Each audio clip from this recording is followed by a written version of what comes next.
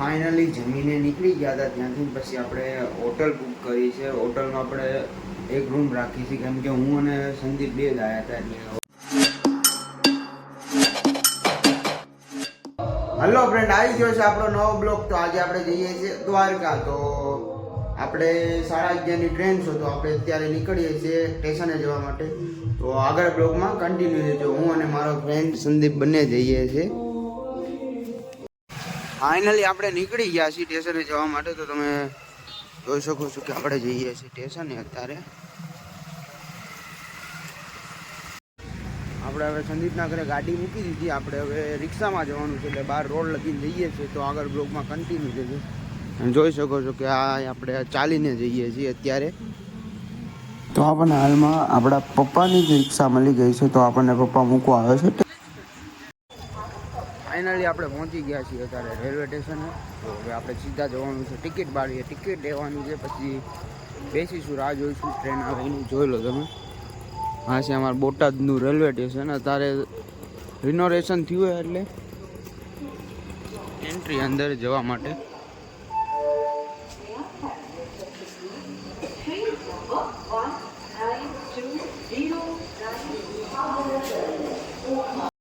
તો આપણે અત્યારે પહોંચી ગયા છીએ રેલવે સ્ટેશને. તમે જોઈ શકો છો આપણે ગાડીની રાહ જોઈને બેઠ્યા છીએ અત્યારે. તો જોઈ લો, આ રીતે ફૂલ તૈયાર થઈને આવી ગયો છે ને આપણે અત્યારે ગાડીની રાહ જોઈને બેઠા છીએ. આપણી ગાડી આવે અત્યારે એટલે આપણે સીધા નીકળવાનું છે દ્વારકા માટે. ને આપણે જેમ બને એમ આગલો ડબ્બો લેવાનો તો કે શાંતિથી આપણે બેસવા મળે.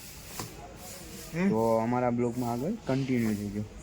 આપણે હજી દ્વારકા પહોંચીને દ્વારકાધીશના દર્શન કરવાના છે. તો આપણી ગાડી ટાઈમ હતો 11નો અને વાગી ગયા છે અત્યારે 12:30. તો સીધા જવાનું આપણે દ્વારકા.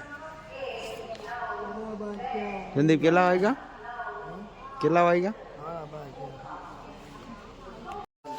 તો ફાઇનલી અત્યારે ગાડી આવી ગઈ છે. પણ આપણે આગળના ડબ્બામાં બેવાનું એટલે આપણે આગળ ચાલીને જઈએ છીએ કેમ કે ગાડી લાંબી છે, ડબ્બા વધારે છે એટલે આગળ ઊભી રહેવાનું છે. તો તમે જોઈ લો કે તમને ગાડીની લાઇટ દેખાતી હશે. ગાડી આવી ગઈ છે.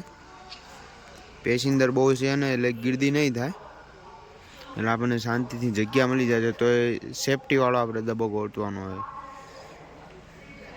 ફાઇનલી તમે જોઈ શકો છો કે જગ્યા છે ને એટલે દરવાજા પાસે બેઠા જઈએ છીએ આપણે.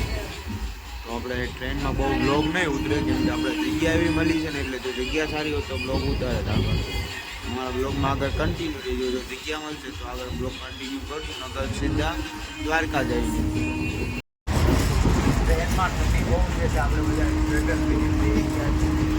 એમાં આપણે દરવાજા પાસે દરવાજા તો બંધ કરી દીધા હોય. જોઈ લો, ઠંડી બહુ છે. હલો ફ્રેન્ડ, આપણને જગ્યા મળી ગઈ છે. તો અહીંયા ચાર્જિંગનો પોઈન્ટ નથી એટલે હવે જગ્યા આગળ ફેરવવાની છે.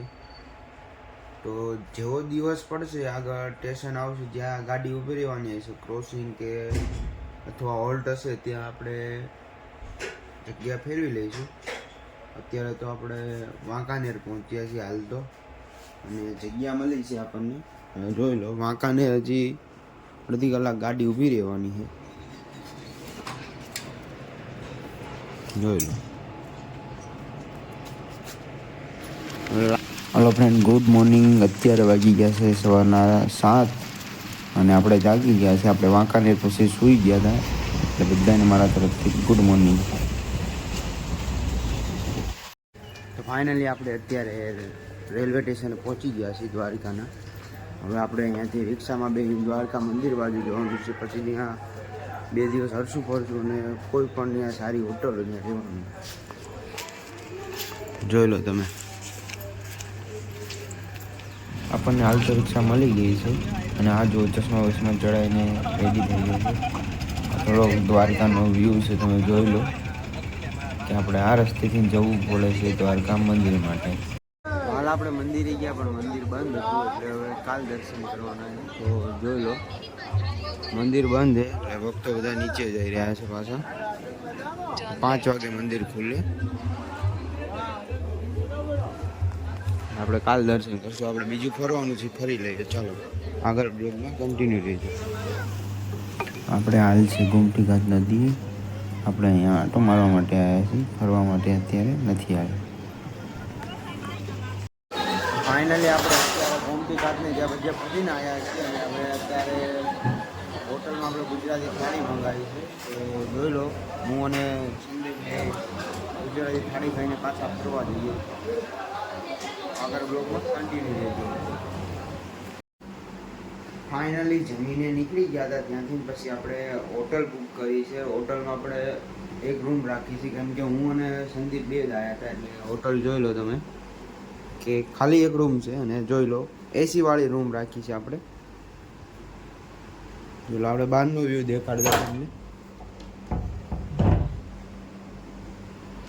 આ બહારનો રૂમ વ્યૂ છે અહીંયા.